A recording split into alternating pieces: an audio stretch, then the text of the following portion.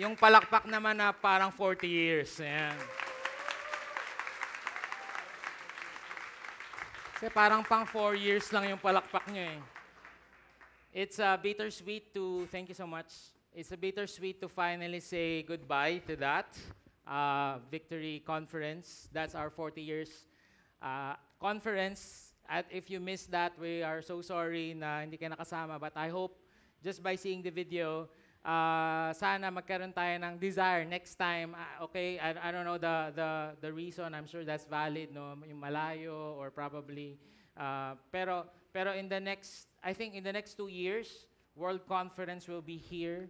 So ngayon pa lang, pag-prayan na natin to go. Kaya kung sinasabi niyong malayo, maglakad ka na simula ngayon. So at least makakarating ka na ng MOA kaya after that. And we're doing this because we're not just here in Mekawayan. We love our church, our local church, but we're also part of this one big movement, which is Victory in the Philippines and every nation outside of everywhere in the world. That's why we celebrate this together. Okay? And again, palapakan natin si Lord for 40 years of His faithfulness in our movement. I saw this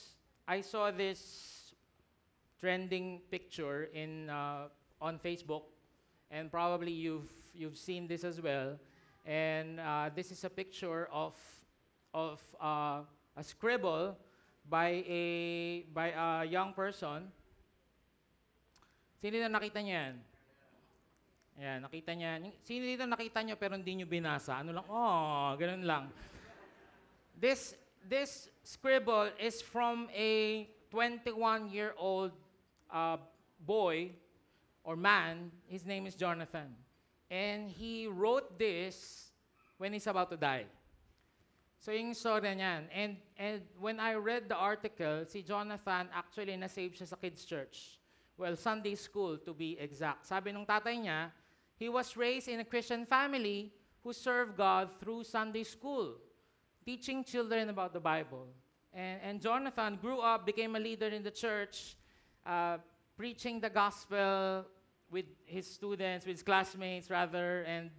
But sadly, nagkaroon siya ng infection na hanggang kahuli-hulian, di alam ng doctors what's wrong with him.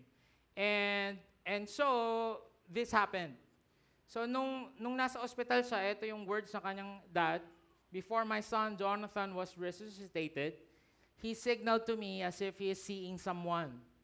So, nagfa-flatline na, nire-resuscitate, tapos parang may nakikita daw sa taas, sa heaven. But I cannot understand him, so I gave him a paper and a pen to write down what he wants to tell me. But I couldn't read his writing. He's so weak already and shaking and can't hold the pen properly. But before the nurses called code blue, he was able to write, Jesus is real. And that's why we do what we do. That's why we're reaching the next generation. That's why as early as now, meron tayong kids church, and kids church is not just a place kung gusto lang namin manood na lang sila doon ng Cocomelon no, kaya yung uso ngayon Bluey. Di ba manood na lang sila doon?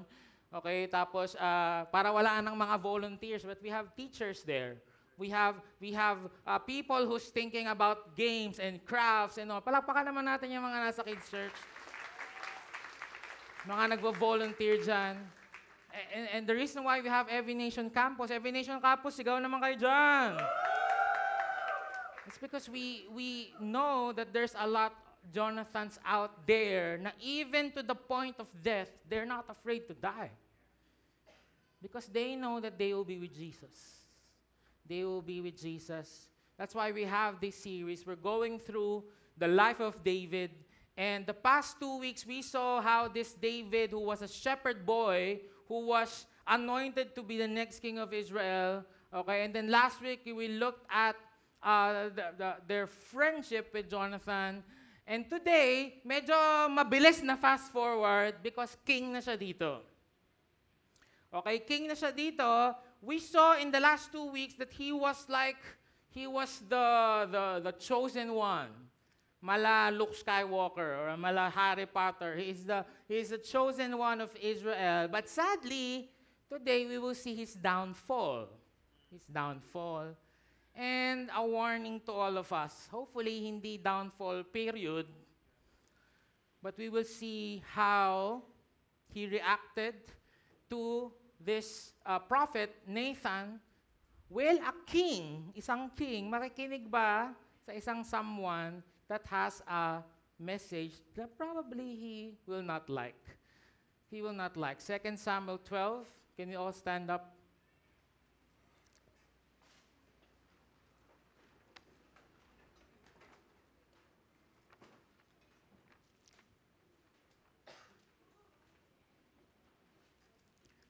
Can we read it all together, starting from verse 1? 3, 2, 1, go. Sent Nathan to David, he came to him.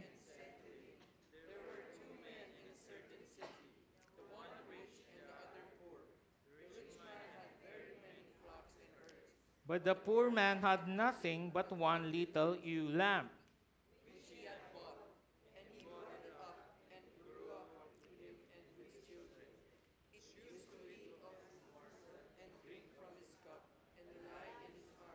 And it was like a daughter to him.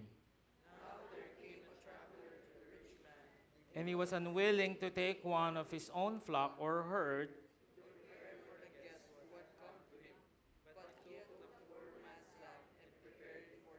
who had come to him. Then David's anger was greatly kindled against the man. As the Lord lives, the man who has done this deserves to die. And he shall restore the lamb fourfold because he did this thing, and because he had no pity. Nathan said to David, "You are the man.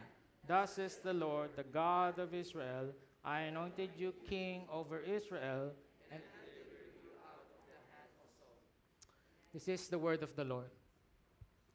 Father God, King of the universe, I pray your Holy Spirit will be with us in every word that I will say. Lord, cut our hearts so that we will be led to repentance, Lord. Lord, I just feel, Lord, maraming Davids in this place, including me, that needs to the Word of God to shed light to areas in our lives that probably we think is safe, we think it's okay, we think it's not sin, Lord. But I pray, Lord, you will enlighten us today. Bless the preaching of your word in Jesus' name. Amen. Please take your seats. Have you ever wondered why yung kape na iniinom nyo ay merong warning sa baba? May warning yan nakalagay, careful, the beverage you're about to enjoy extremely hot. Di ba parang, do you need to put that warning? Duh, I ordered hot coffee nga eh. In fact, magagalit ka kapag cold yung coffee, pag malamig. I mean, you're expecting it to be hot. Why put it there? It's because of a lawsuit by an old lady sa US a couple of years back. Etong si Lola, ininom yung kape ng McDo. Ay, hindi ko pala dapat sinabing McDo. Yun naman pala, yun, McD. Ayan. Ininom yung kape ng si Lola, ininom yung kape ng McDo, napaso. Sobrang nagalit siya. Sabi niya, bakit hindi niyo sa akin sinabing mainit? Napaso ako. Dinimanda niya yung McDo. Yung iba nagka-idea pa, pwede pala yun. Well, good luck dito sa Pilipinas. Walang kahantungan yan, okay? Try nyo sa ibang bansa. Maghanap kayo ng walang warning. And this Lola filed a lawsuit against McDonald's for $2.9 million. And guess what? She won. Nanalo siya doon sa lawsuit, doon sa kaso. Pero nagkaroon lang arrangement. They settled for $500,000. And that's why, since then, McDonald's and probably every other, tingnan ko nga yung 7-Eleven, parang walang gano'n, no? Magdadrama ako mamaya dyan, ano ba yan? Ganon. So, they put that warning there. And again, it looks unnecessary, but to tell you honestly, we all have the tendency to ignore, to neglect, to refuse, to not hear the warnings when we think that it's not about us. Madami tayong ini-ignore na mga warning, madami tayong ini-ignore na mga caution, marami tayong ini-ignore na mga do not do this, do not do that, instructions when you think it's not gonna happen to me. Hindi ko na kayo papataasin ng kamay, pero malamang sisikuhin kayo ng asawa nyo. Yung iba dito hindi nagsi-seatbelt. Right? Ayan, siniko na. Huwag mo namang batukan, siko lang. Kinonyatan mo eh. Hindi nagsi-seatbelt kasi hindi naman tayo mababangga. How would you know? Right? Mamaya, pupunta ako doon sa parking pagkatapos ng 12 o'clock service because yung iba sa inyo nagmomotor, kamote rider. Wala kang helmet. Okay, mamaya titingnan ko, may helmet. Nag-helmet lang pag may manghuhuli. May manghuhuli ba? Magsusunod ng helmet. Kasi sa tingin mo, hindi ka na ma-aksidente. I mean, how would you know? And there's a lot of things here, also more in the Bible, warnings after warnings after warnings, and we don't care because we don't think it will happen to us. Baka sa kanya mangyari yun, sa akin hindi. Yung sin na yan, no, hindi mangyayari sa kanya. The Bible clearly says, if you think you are standing strong, be careful not to fall. Kung sa tingin mong okay ka na dyan, kung sa tingin mong hindi ka na malalaglag sa kasalanan na yan, kung sa tingin mong, Pastor, ilang taon ka na? Kung ilang taon ka na, ganun na rin ako katagal na Kristiyano.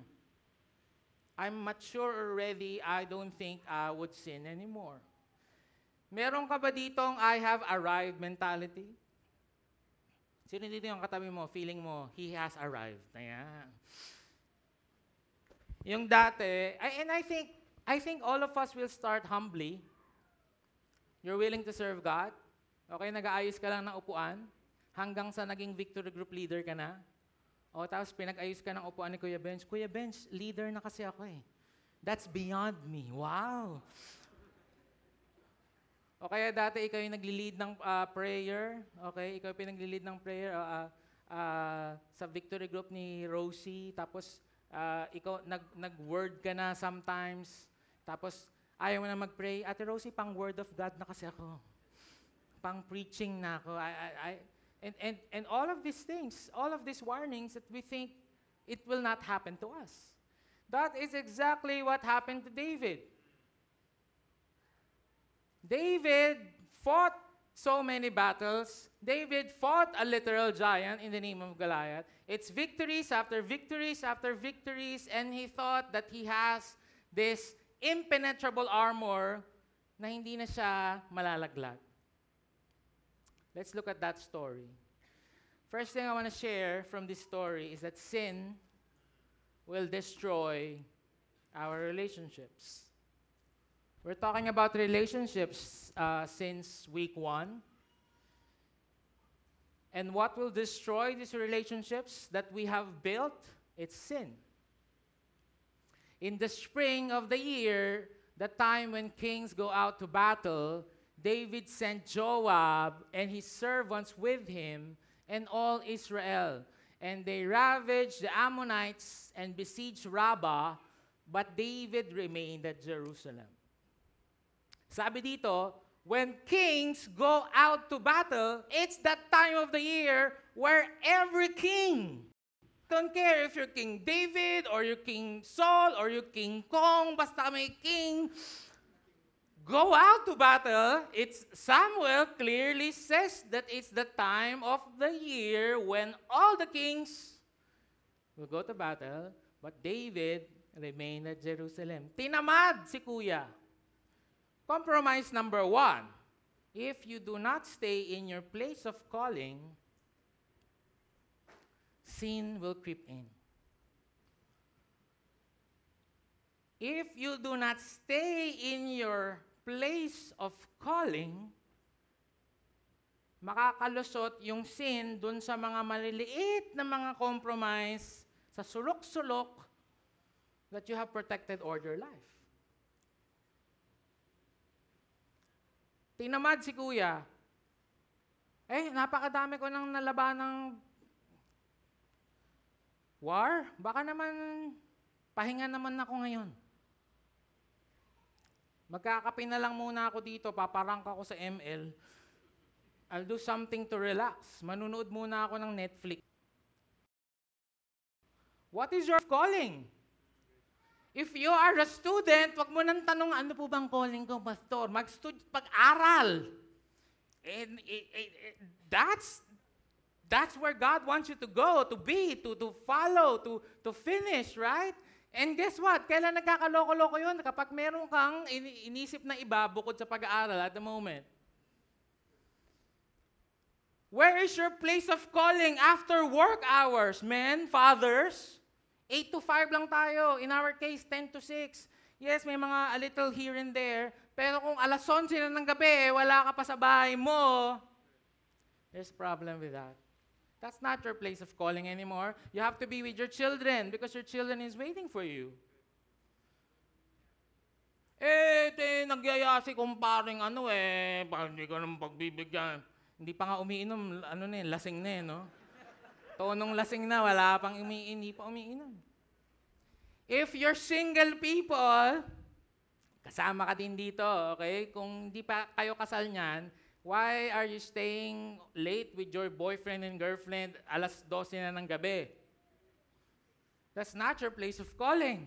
Your place of calling is to go home, be with your mom, be with your dad, take care of your siblings. Saan ka ba tinawag ni Lord? I love it because I preach every Sunday. I love it because my schedule will be filled preparing, going out. If I stop doing that, sabihin ko kaya mag-file ako ng leave sa ating HR, si Ate Carol. Ate Carol, leave muna ka 1 week. Flesh break. I need to give my flesh. Punta muna ako saan na walang nakakilala sa akin.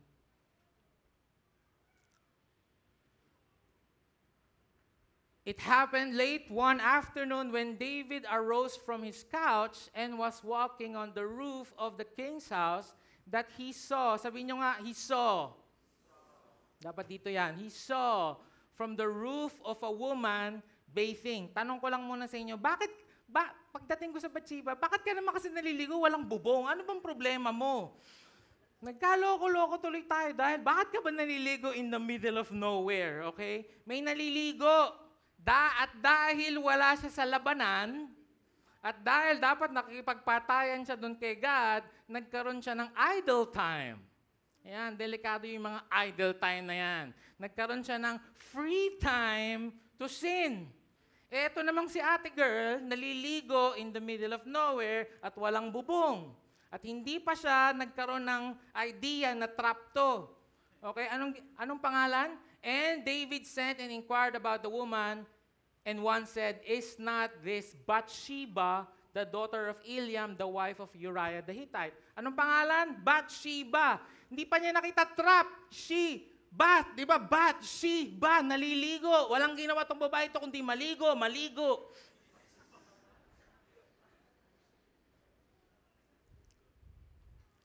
Compromise number 2, lusting with your eyes.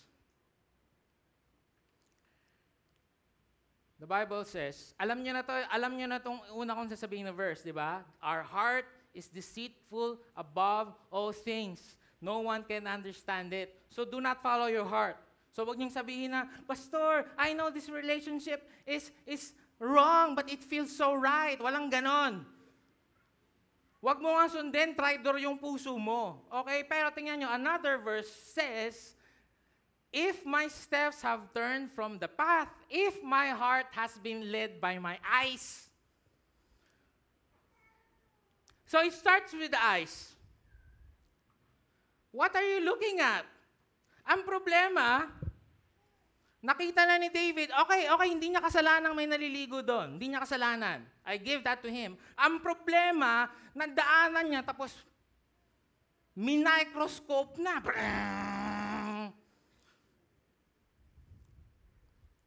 And he began to covet this woman with his eyes. And then his eyes followed by his deceitful heart. And then game over. Okay? Fathers, men, young adults, tingin kayo sa akin. Ito, importante to. Media is targeting us. Specifically. They know our weakness. Alam mo kung bakit? Nagda-drive ka lang sa NLEX, nananahimik ka, nagpapatugtog ka ng worship, tapos may makikitang billboard na napalaking naka-two-piece, pero ang binibenta, toothpaste. Di ba? Does it make sense? But they know that it will catch our attention. They know na dati wala kang pakialam kung bis na bis yan, wala kang pakialam. Pero dahil nakatupi si ate na toothbrush at toothpaste yung binibenta, mapapatingin ka. Lust of the eyes. The problem is if you will not decide to not look away. Dalawang mangyayari sa'yo. Number one, mababangga ka. Ay, hindi ka, hindi mo inalis yung mata mo eh.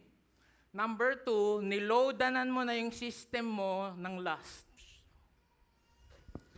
Have you ever heard of the word garbage in, garbage out? Kung ano yung tinitingnan mo, maghapon, yun yung niloload mo sa system mo. And you will desire these things. In fact, covet these things. So the question is, what kind of things are you looking at? Just be very careful. Parents, taas kamay. Taas kamay. Mga hindi pa nag-register sa parents hangout yan. I'm gonna tell you something, all right? Do not give your children a phone. Ha? Paano po yun, Pastor? I'm gonna teach you something. Bawa, si G3, anak ko. Halimbawa, magmano ka. Kung wari nga yung susunod ka eh. Ganito gagawin ko. He needs a phone, right? Ang gagawin ko, G3, this is daddy's phone. Okay? You can borrow it so you can use it. Okay? But that's not yours. That's mine. Okay? Anong pinagkaiba ng daddy has a gift, this is your phone? Anong pinagkaiba? If that is his phone, I cannot check it. Hindi ko ma-check yung browser history niya, YouTube history niya. Hindi ko ma-check kung sino yung mga chinachat niya. Paghihingin ko sa kanya, sabihin niya, no, don't look at it, it's mine. Tapos gagamitin niya na ng mga worldview ng mundo, it's my privacy, it's my. Pero, can I borrow my phone? I will just check your browser history. Because it will all start with the covetousness. A principal talk to us. Every Nation Campus, sabi niya, tulungan po kami. Kasi po, meron po kaming grade 1 student na nahulihan na sineshare po niya sa mga kaklase niya gay porn. What are we going to do about it?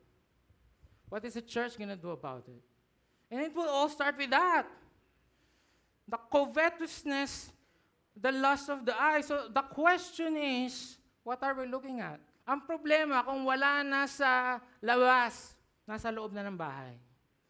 It's in your fingertips.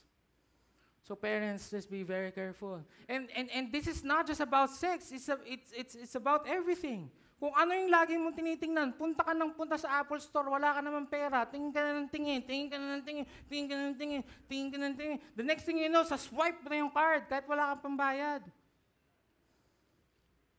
Mali ba yun? Not really if God says so, but do you really like it? O wala na eh, tinitigan mo na ng tinitigan.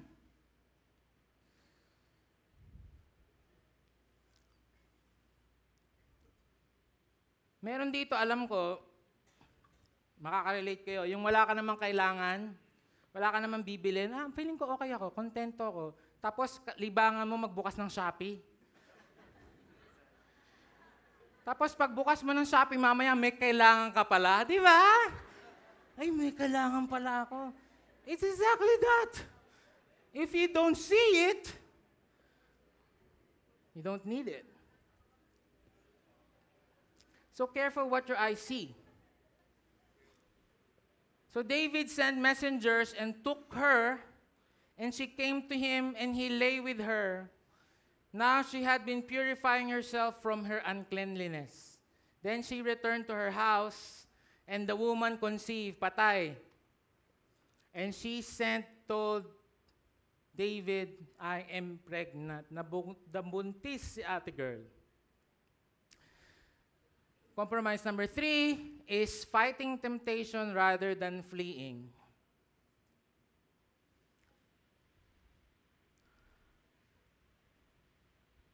The Bible says, flee.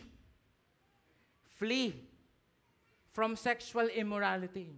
You remember Joseph? You remember Potiphar's wife? Right? Joseph did not say, I'm the chosen one. I have a vision that I'm going to be a king with all of the stars. You cannot harm me. No. It doesn't matter. At that point, you run. Run. Takbo lang. Pag may temptation, takbo lang. Ngayon, pag asawa mo, wag mong takbuhan. Asawa mo yun eh. Takbuhan mo palapit. We need you to be intimate together. God wants you to be that. Pero any other form of temptation, mararamdaman mo naman yun eh. There's this Holy Spirit inside of you na parang, teka lang, parang yari ako dito, mukhang delix tayo dito. Takbo! To make what matters worse, ikwento ko na lang yung nangyari, no? We're trying to save time. Buntis na si ate. I think, kung dito pa lang, inayos na ni David, tinawag niya si Uriah, nag-sorry siya and all, baka tapos na eh. Pero hindi. He wanted to cover up the sin. So what he did, tinawag niya si Uriah, sabi niya, wag ka munang lumaban ngayong gabi. Puntahan mo muna yung asawa mo, makapaglabing-labing ka sa kanya. Okay, yan ang utos ko. Ang problema, si Uriah, faithful. Sabi niya, hindi ko pwedeng gawin yun. May laban tayo, sir. Pinaglalaban kita at pinaglalaban ko ang Diyos. So, ang ginawa ni Uriah, pag uwi sa bahay, natulog sa sofa. So ang gusto kasing palabasin ni David, siya yung nakabuntis. Follow? Do you follow? Siya yung nakabuntis. Para pag nabuntis, sa kanya yun. Kinabukasan, tinanong ni David, Uriah, did you have sex with your wife? I cannot do that. May laban tayo. So ang ginawa, ang second na plano ni David, nilasing. At kapag may alak, may balak. Ayan. May balak talaga si David dito na i-trap tong si Uriah. So sinilasing niya, para pag uwi, baka makapag-sex na siya sa asawa niya. It didn't happen. He was faithful to God and to David. Now, wala na siyang choice. So ito yung ginawa niya. Verse 14. In the morning, David wrote a letter to Joab and sent it by the hand of Uriah. In the letter he wrote, set Uriah in the forefront of the hardest fighting, and then draw back from him that he may be struck down and die. Are we reading this correctly? This guy who was a hero in the past 2 weeks, this guy who was anointed by God, this guy who loves God, who fought Goliath, planning a murder? Compromise number 4 is if you will not come out with your sin, you're going to cover up with another sin.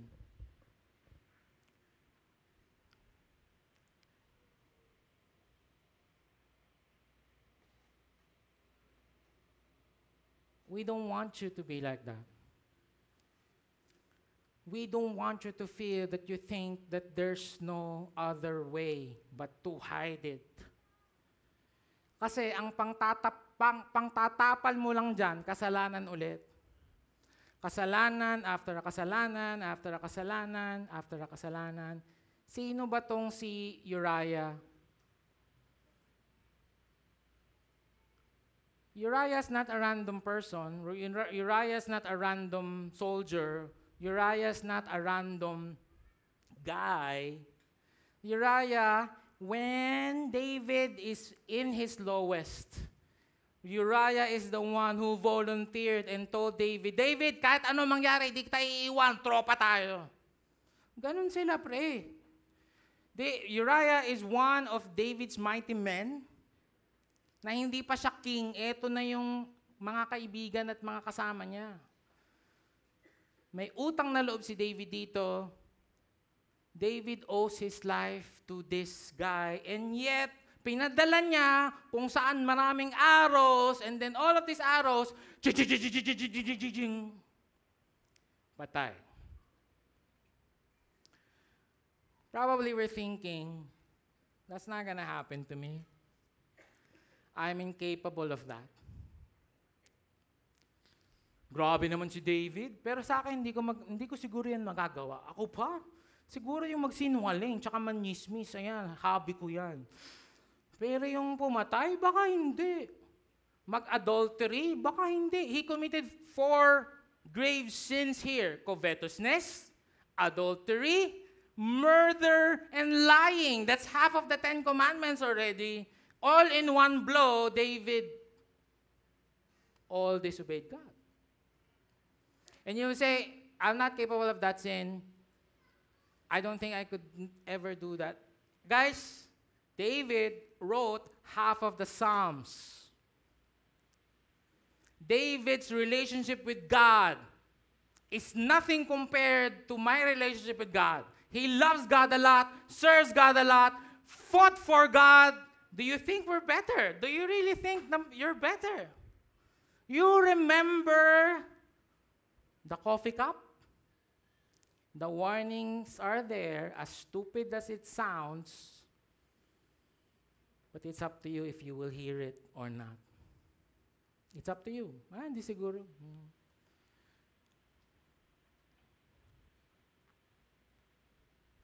Sin destroyed their relationship. His friend, pinapatay niya para sa lust, para sa lie.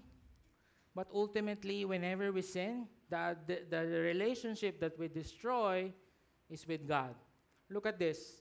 And when the mourning was over, David sent and brought her to his house, and she became his wife, and bore him a son. But the thing that David had done displeased the Lord. Ultimately, the relationship that we are destroying whenever we sin is our relationship with God. Buti na lang may number 2. Sin destroys relationships. Ano po ang antidote sa sin? Repentance. Sabihin nyo nga, repentance. Repentance restores relationships.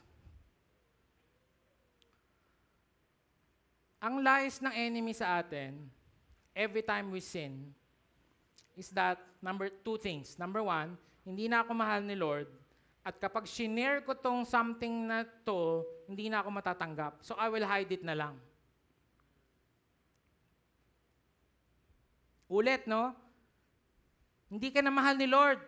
Yun sabihin sa'yo ng demonyo, grabe ka, nag-leadership 113 ka pa naman, ganyan ka.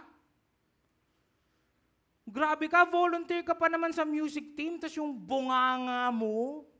Ganon, si Taning ganon. Pag ganon yung tono.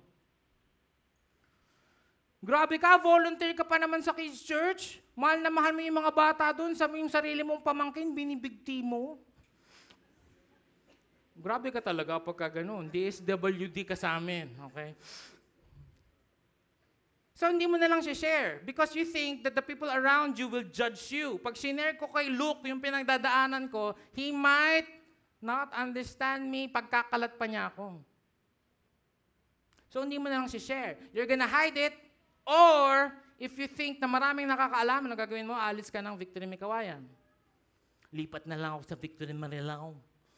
Ang problema, magkakasala ka din doon, magsisin ka din doon, lipat ako sa Victory Balagtas. Magkakasala ka din, Victory Malolos. Hanggang nakarating ka na ng Victory Baguio. Naubusan ka na ng attendant. I encourage you to do what David will do here.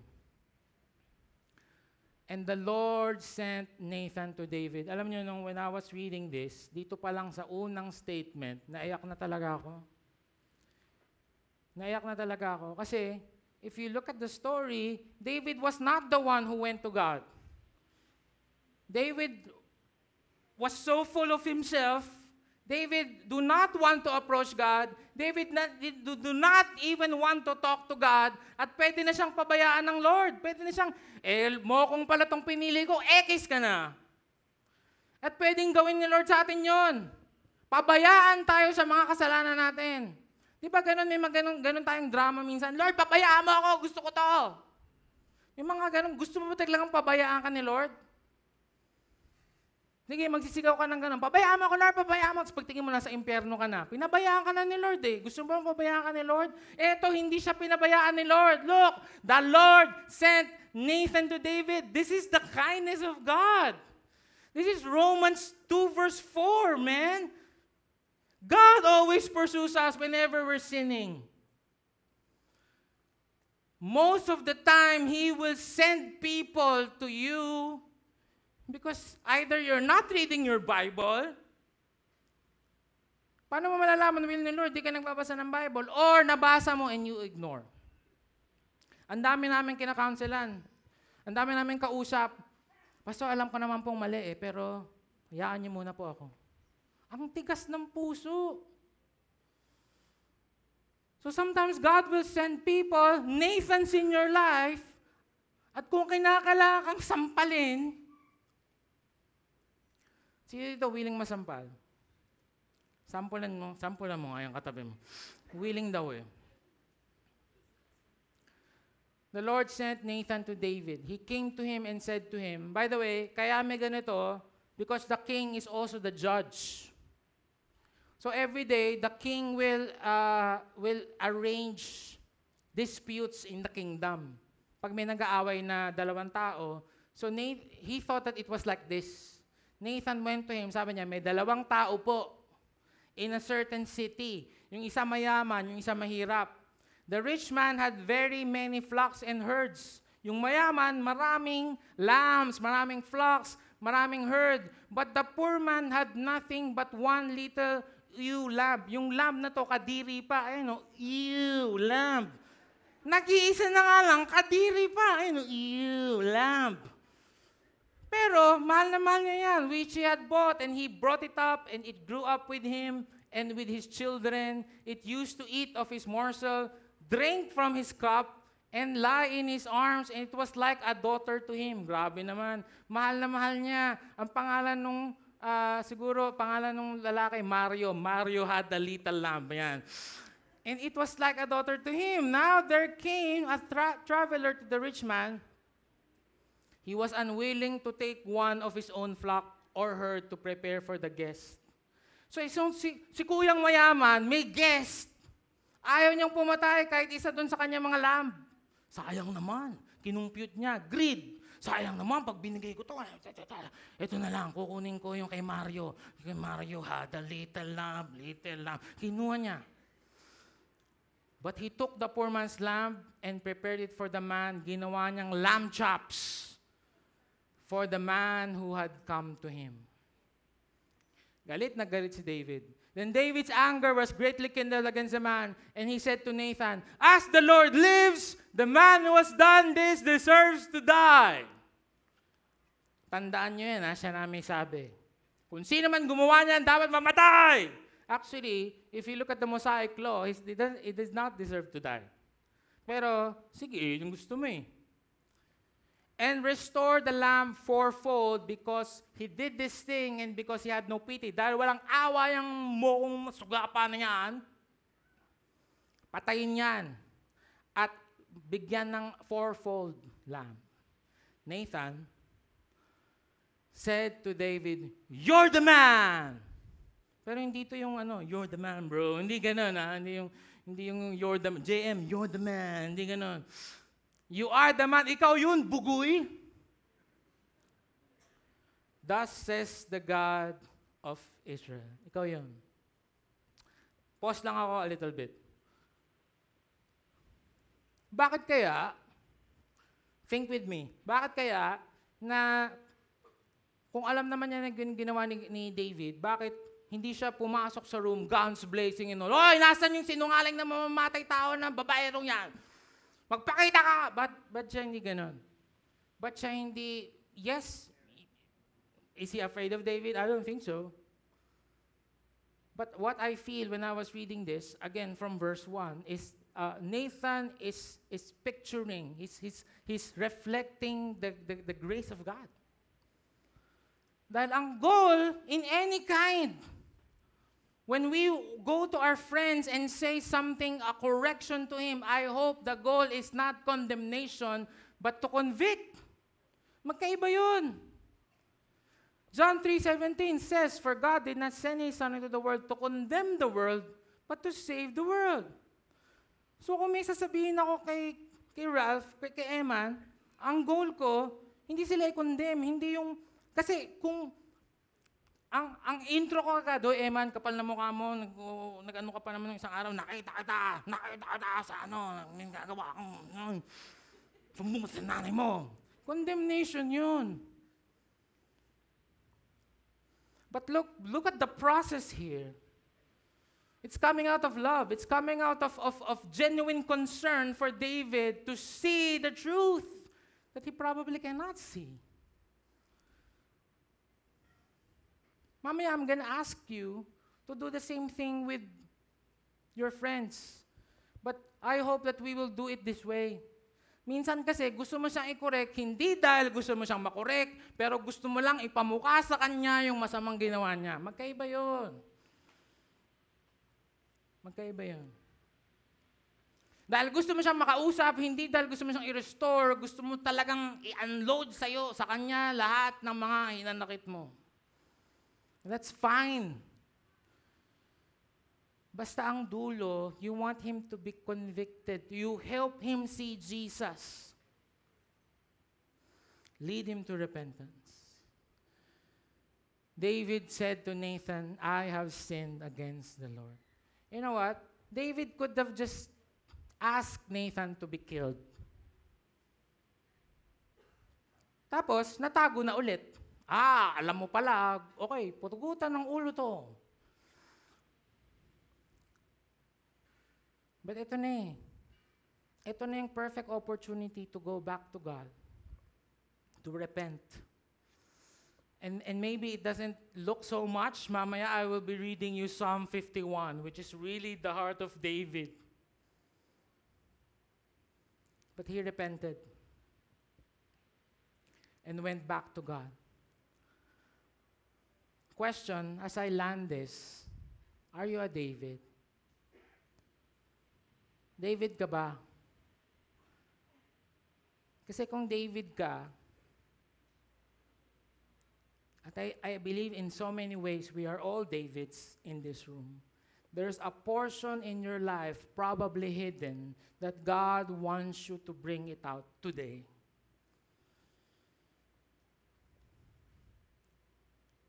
Maybe there's a sin that you cannot go out of.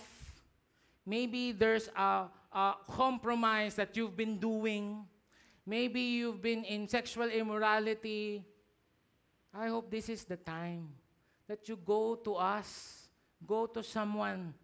Sabi ng James 5:17, confess your sins to one another and pray for one another that you may be healed.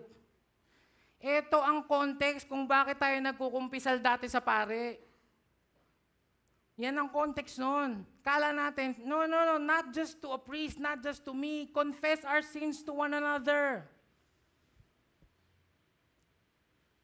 I hope that you can trust your victory group leader na, pre, the Holy Spirit talk to me and sablay talaga ako in this area.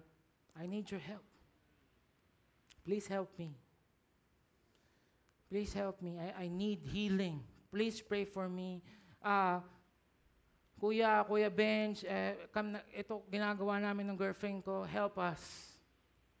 Bro, medyo, I'm doing this to my wife, I need your help. Can you pray for me? Can you help us? Help me talk to her. Ito na yung mga nangyayari sa akin. Guys, again, if you think that you can hide it forever, you can't.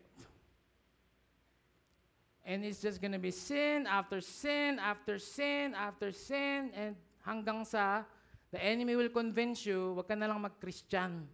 Hindi naman nag-work yan. Are you a David today? I hope you will be a Nathan to someone. Filipino culture, medyo ayaw natin to, yung parang ayaw natin magsabihan ng mga negative. Di ba yung may putik na sa mukha? Bro, okay ba? Okay naman, bro. May konting ano lang, pero okay naman. Ganun tayo, we cannot be direct. But I hope that you will be a Nathan to someone. If you truly love us, if you really love the church, pwede ko bang patayuin yung mga victory group leaders? Victory group leaders, tayo kayo. Whether you're campus, students, and all. Ayan, palapakan niyo naman yung mga yan. Grabe yung iba, kahuli-huli ang tumayo. Di ba parang tatayo kaya to? Pag tumayo siya, tatayo ako. Di ba parang... You can trust these people. If today, finally, you will decide na, I need someone in my life that will speak to me. At kung uuwi ka lang ulit after this service, baka mahirapan tayo dyan. Pero kung magtitiwala ka sa amin na itong mga taong to ay mamahalin ka at hindi ka niya imamarites. Hindi perfect yung mga yan. Pero mahal niyan si Lord. At they can be a Nathan to you. They can be a Nathan and you can get them a Nathan. Okay, you can take your seats. Be a Nathan to someone, get a Nathan. Get a Nathan means kumuha ka ng someone that can speak to your life. Na bro, kung ano man yung nakikita mo sa akin mali, please pakisabi mo sa akin. Kung kinakalaman mo ko konyatan, please pakisabi mo sa akin. I need it.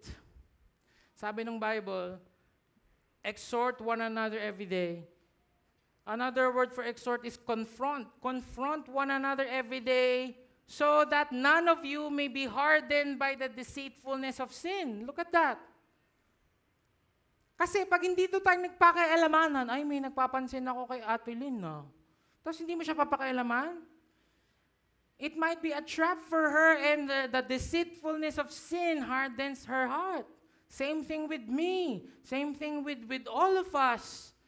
If we will not be a Nathan to someone, or ikaw na yung nagkusa na kumuha ka ng Nathan, JM, can you be my Nathan? Please look at our relationship ni Carmen. If there's something wrong, talk to us. Pag nakikita niyo na parang di na kami sweet, pag nakikita niyo may kaklose ako yung babaeng JM, please pakisabi mo sa akin because I don't like that. I don't want to do this Christian life alone, friends. You need this. Everyone, so that God will speak through the lives of the people. I'll end with this. Very short na lang to. There's a price to be paid. Anong sabi ni David kanina? Kung sino man yan, patayin yan, dapat mamatay. Okay. Ikaw yun eh. So mamamatay ka. But when David repented, sabi ni Nathan sa kanya, David said to Nathan, I have sinned against the Lord. And Nathan said to David, the Lord has put away your sin. You shall not die. Sabihin mo nga, you shall not die. Sino dito, like David, naniniwala kang guilty ka? As I call the music team. Hindi kayo guilty? Sige, ako na lang. Yung iba, okay, kayo na magpastor, mas maayos pala buhay nyo eh. Sino dito, just like David, you believe you're guilty. Therefore, you should die. For the wages of sin is death. But the gift of God is eternal life in Christ Jesus. So sabi ni Nathan sa kanya, "The Lord has put away your sin, you shall not die." But wait, there's a price that needs to be paid. Someone needs to die. You know what happened? Nevertheless, because by this deed you have utterly scorned the Lord, that child who is born to you shall die. So hindi ka mamamatay, pero mamamatay yung anak mo. Yung innocent firstborn son will die. And you're probably saying, ba't naman ganun? Ano naman kinalaman ng bata? Ba't ganun unfair si Lord? Ba't ganun parang mamamatay yung bata? Inosente nga yun. Dapat si David na lang yung namatay. In fact, I have reason to believe that it was not just Uriah who died. It was not just one person, because when he sent this platoon there in the heat of battle, someone will be caught in the crossfire. So Uriah died, and probably so many people died. So David deserves to die, and you deserve to die, and I died. And if you're saying, ba't ganun? Bakit hinayaan ni Lord na mamatay yung inosenteng bata, son, for David? Because that's what He's gonna do to you. The firstborn innocent son of God will die for the forgiveness of your sin, so that you will not die anymore. But God so loved the world, He gave His one firstborn son who is innocent, so that whoever believes in Him will not die anymore, but have eternal life. Tayo.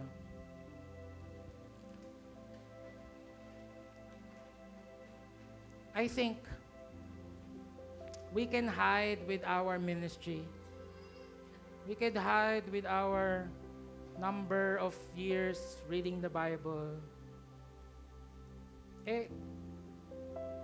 Leader na ako kids church teacher ako, or volunteer ako, or ganito kami ni Lord, nagpe-pray ako ng ganito kadaming oras, this and that. That hindi natin nakikita yung totoong state natin with God. What's that? That's what happened to David. He thought that he's invincible. Hindi na ako malalaglag. Hindi na ako babaksak. Hindi niya alam ang layo-layo niya na pala sa Diyos. I want us to have that heart check today as we sing that song. Lord, balik mo kami to where it started. I don't want to be, if I will be a king and then I will be far away from you, the heck with it. Ayoko na maging king. Gusto ko na lang bumalik doon sa pure lang na ikaw lang at ako. And I pray that the God of the universe will search our hearts today. And again, I believe all of us, there's an area of our lives that we need to repent of. Close your eyes. Holy Spirit, I pray, Lord, that you will give us wisdom. I pray, Lord, that you will open our hearts, have a heart operation today. Buksan mo yung puso namin. Kasi yung mga bagay na baka kala namin hindi kasalanan, or alam namin kasalanan, pero parang we're fine with it. Repentance will restore our relationship with you. I pray it all begins now, today. Thank you, Lord. Thank you, God.